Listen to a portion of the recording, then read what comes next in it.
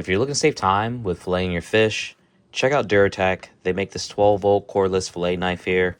It's USB-C charge, lithium battery, but the handle is designed really well, durable, has a built-in flashlight as well as a safety switch so that you don't accidentally hit that trigger or cut yourself.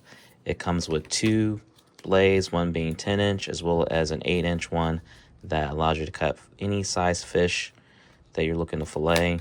It's easy to set up, and it has, again, a built-in flashlight.